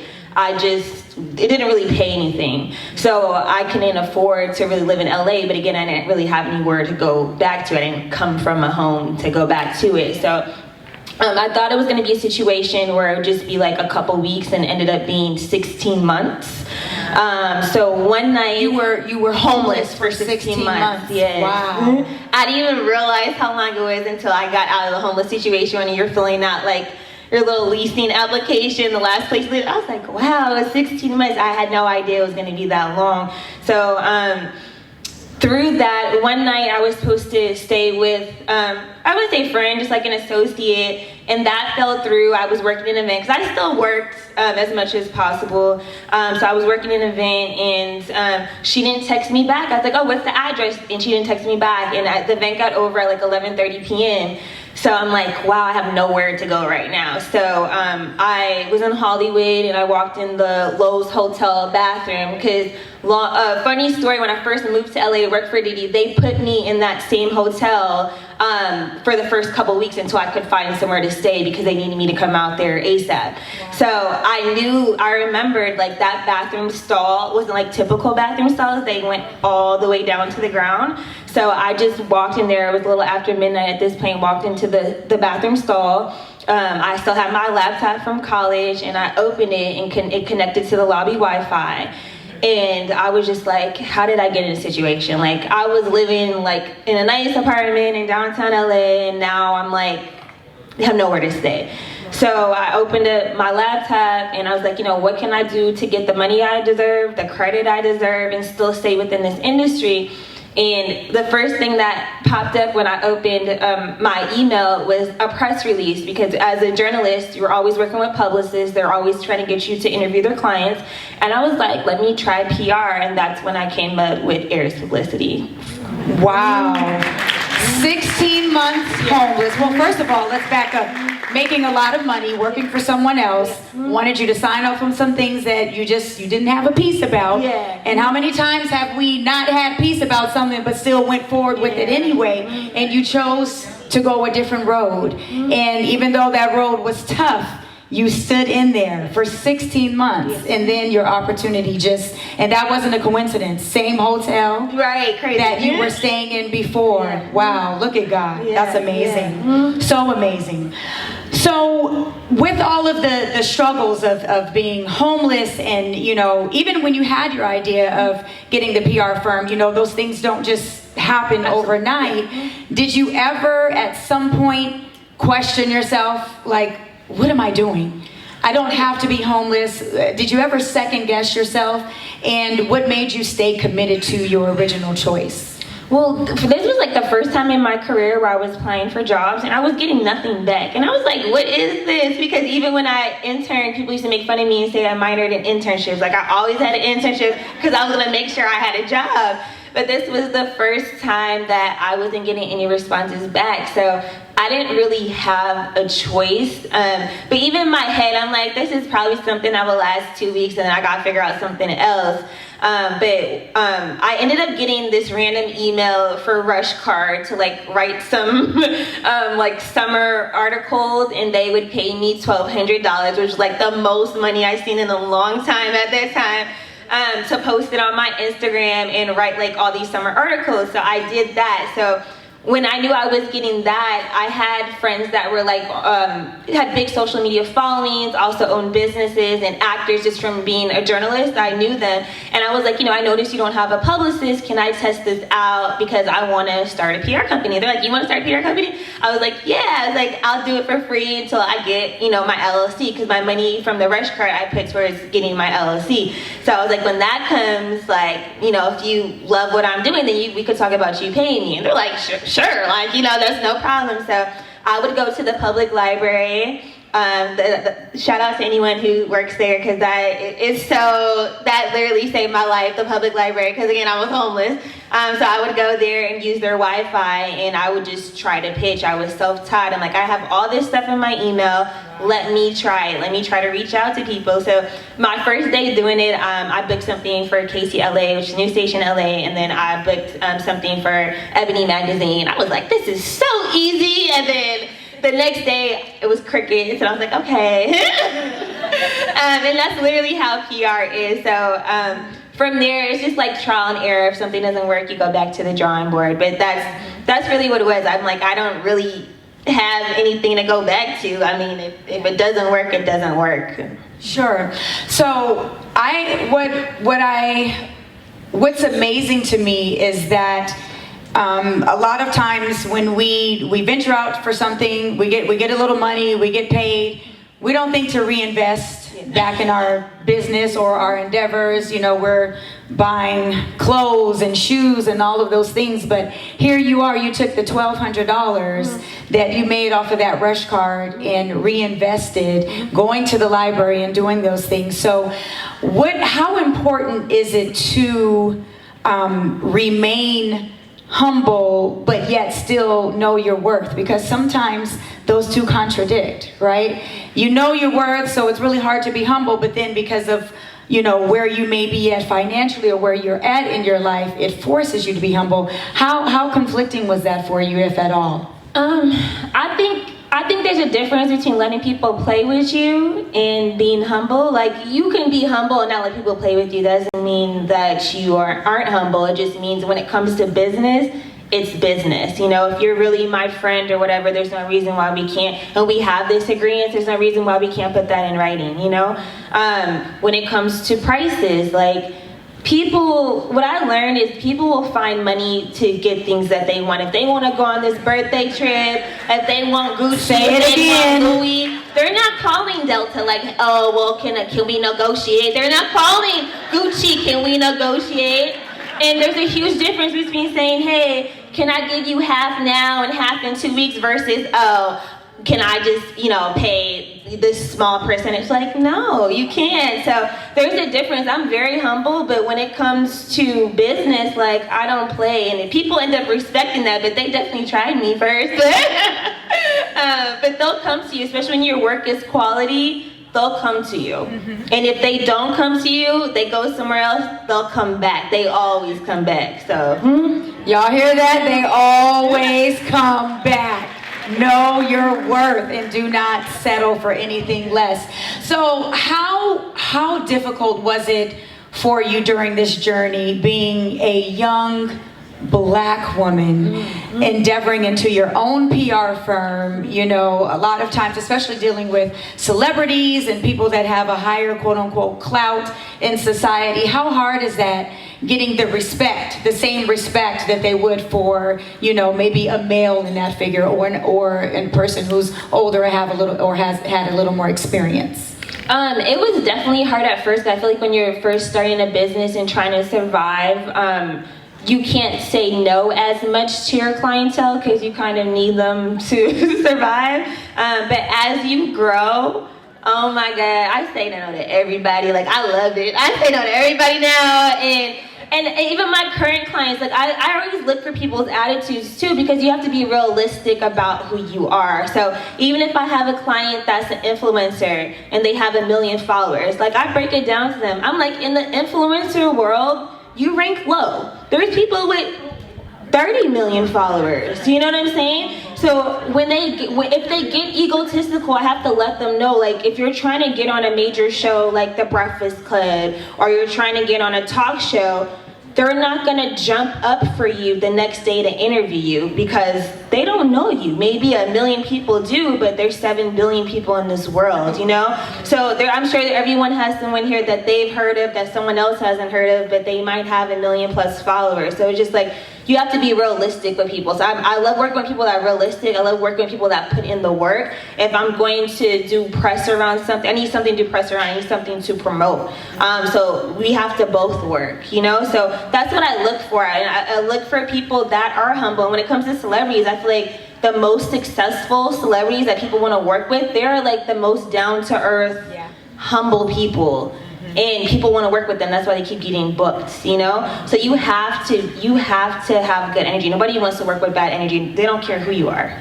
Right. You guys hear that? No bad energy out there. Good energy only. Good energy only.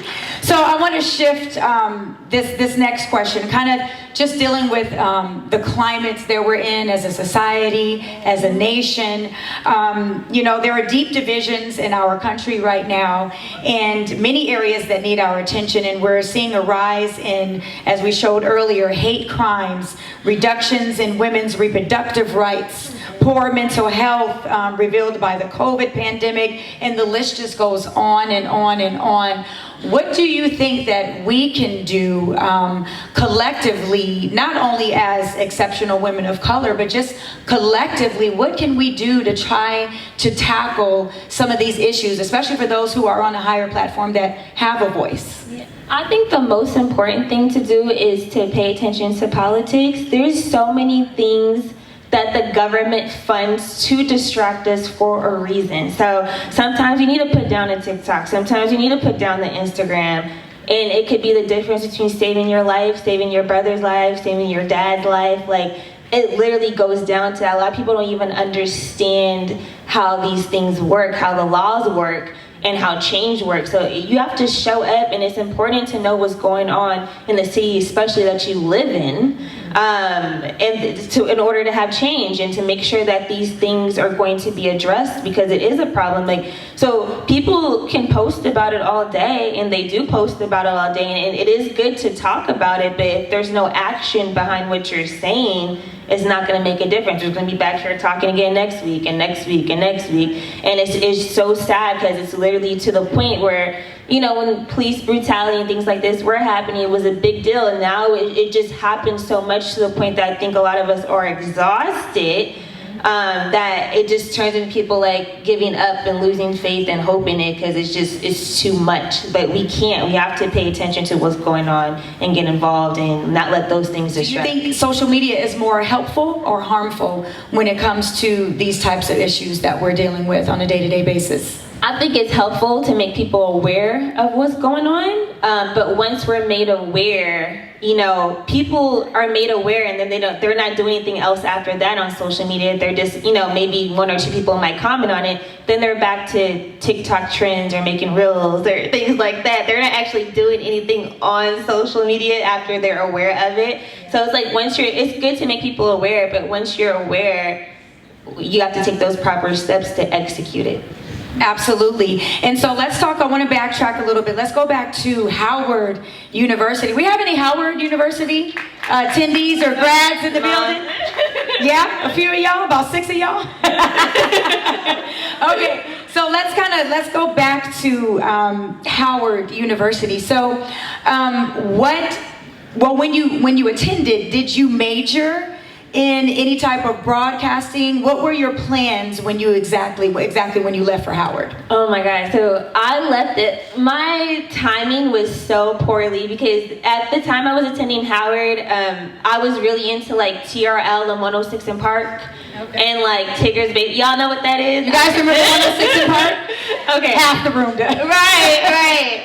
So it was an interesting time because, VJs were needed. They would call them, video DJs. They would come introduce videos and stuff like that. And I feel like as soon as I graduated, like the whole digital world emerged. You don't have to sit there and watch, TRL 106 in Park for 50 seconds of your video. You can watch it on YouTube whenever you want. And then I started seeing big companies like Viacom, who owns everything from MTV, BT, Nickelodeon, Comedy Central. They would come through and fire 20% of the people across the board. Revolt would fire like 30 people every couple weeks. I'm like, there's been 30 people here. We're starting.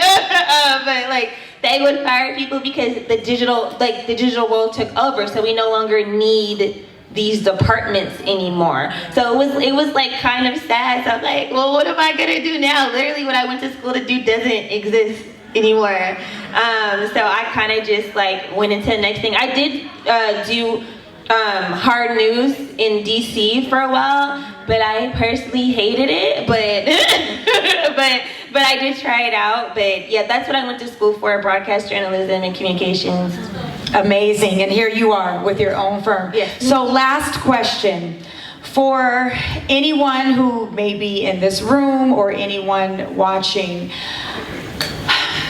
what is a sound piece of advice that you can give to anyone who feels like they know what it is that they were created to do, they know what they want, but they don't have the confidence, or maybe their current circumstances prohibit them from being able to go after their dreams? What is a piece of advice that you would tell that person? I would say if you're scared, then do it scared. Because so many people let fear get in the way, and a lot of that is people talking in your ear. A lot of that is you personally trying to do things, and especially as Black women and women of color, we always get things thrown at us whenever we're trying to do things. We accomplish one thing and then it's like, boom, now we're back to ground zero. And that can be exhausting. And for a lot of people, it's like, okay, let me just go back to what I'm used to, what's comforting for me. But I promise you, if what you want to do, what you're passionate about is in your mind, you cannot stop thinking about it, that's what you're meant to do.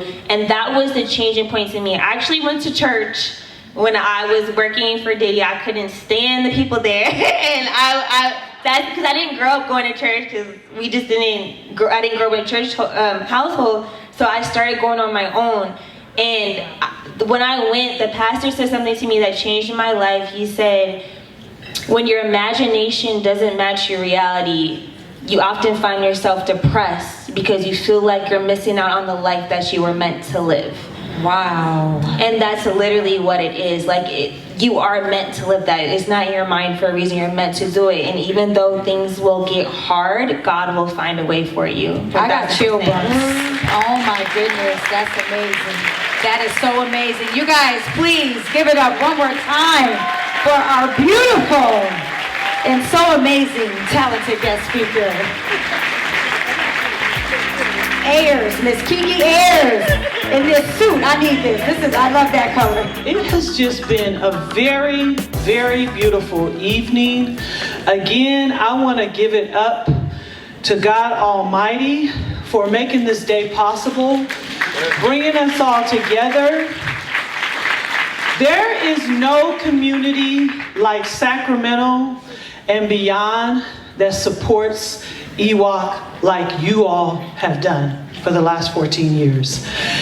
Give yourselves a round of applause, because I know some people who have been here and they have come to every EWOC since we started in 2008. And if this is your first time here, raise your hand. Oh wow, we do have a lot of new newbies. Okay, that's great, that's great.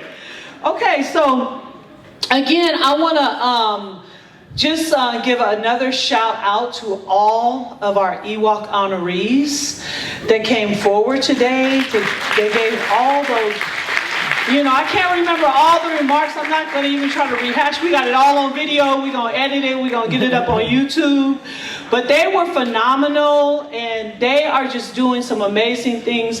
This particular event is like my favorite event that we do, because we love to honor people for the work that they do. Especially, the one word that I heard over and over tonight is the unseen, right? So many of us, we go unseen for the work that we do. But you are being seen. We see you, okay? I love that. We see you, okay? You were seen tonight. People will talk about you. We have written about you. People are gonna know you and for what the things that you do, all right? And we were just really proud to be able to recognize that. For the folks who submitted you, they submitted you for a reason.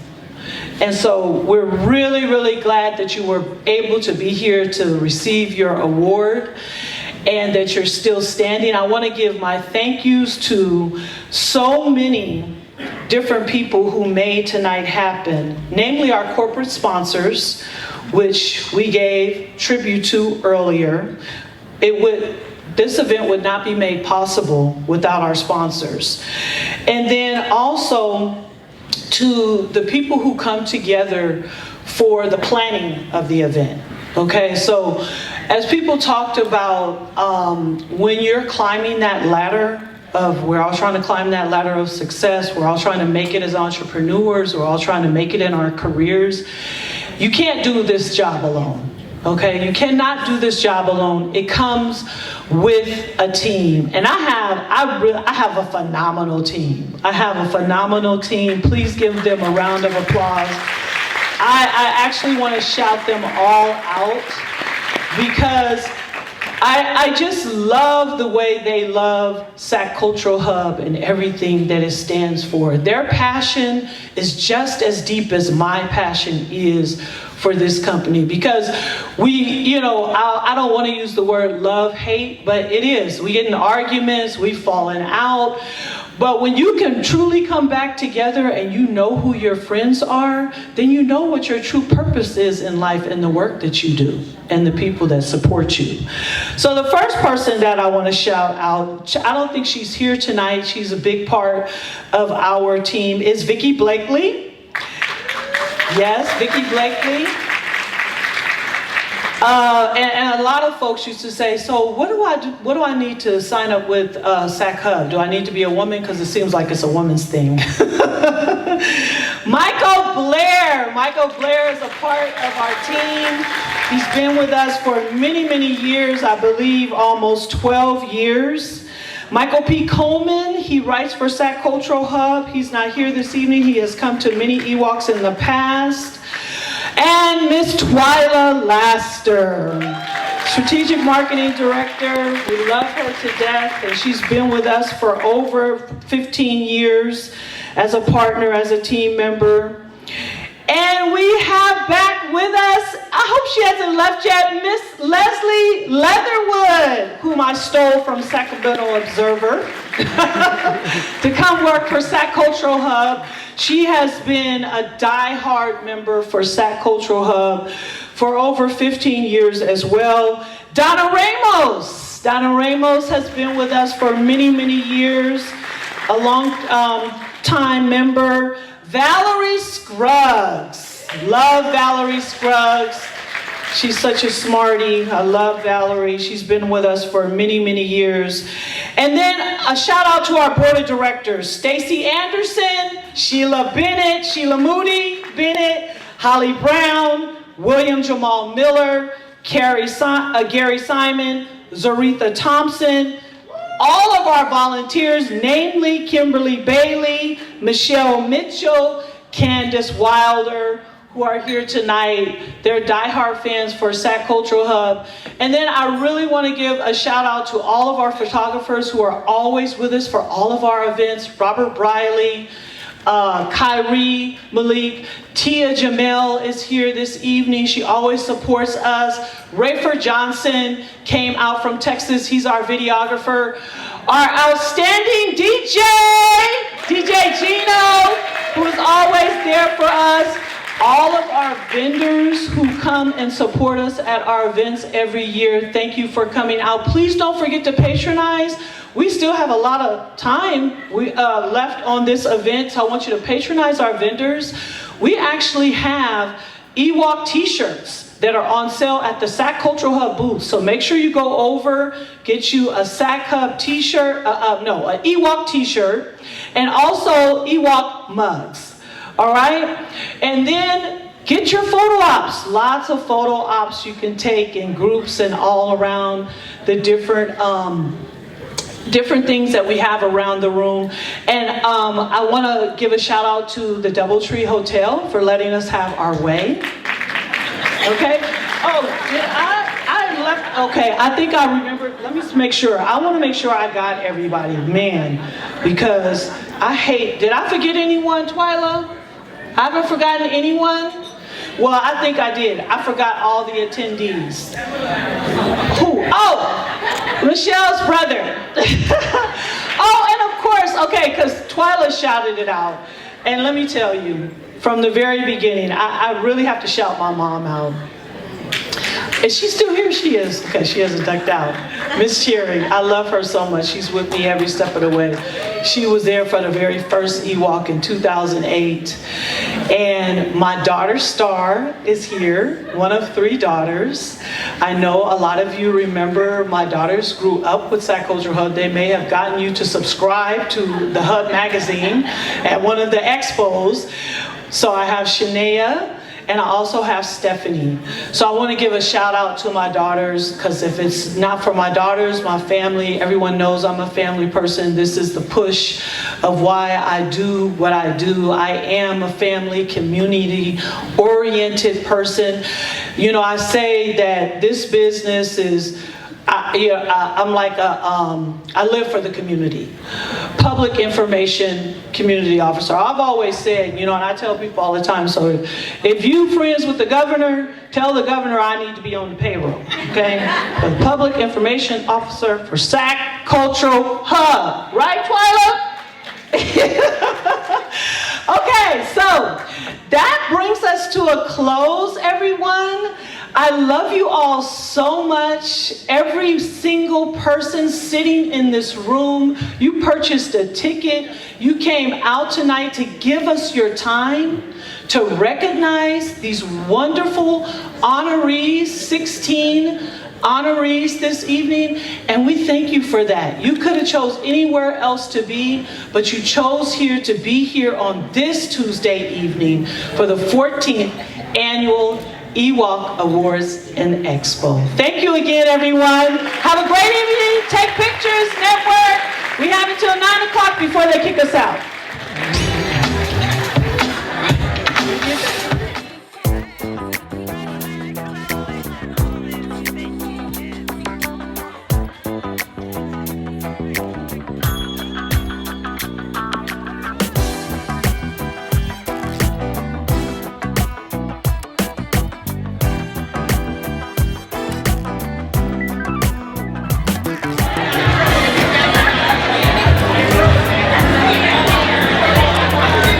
I got the mic on. Anybody want to say anything? Yes! Going down here at the Exceptional Women's EWOC. Of course, you know Pichette never plays any games. Top of the top tier. Always luxury. This is what we do. And I'm so glad to have Tav and Trent. Yes! Can I tell you, 2008, she been killing Sacramento and giving people their roses.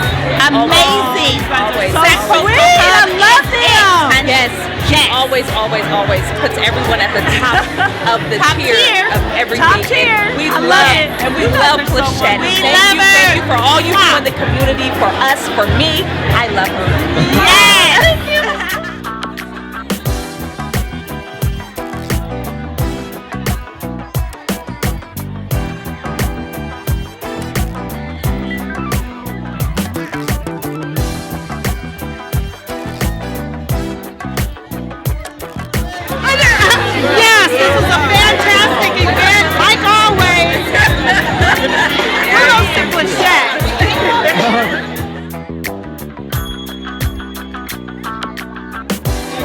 It's an amazing event. Congratulations to Sacramento Cultural Hub. We appreciate all that you do for the community.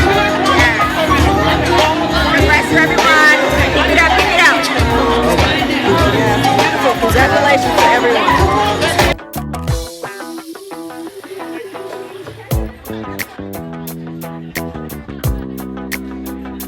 Congratulations to you, Plachette, and the whole team. You guys done a beautiful job.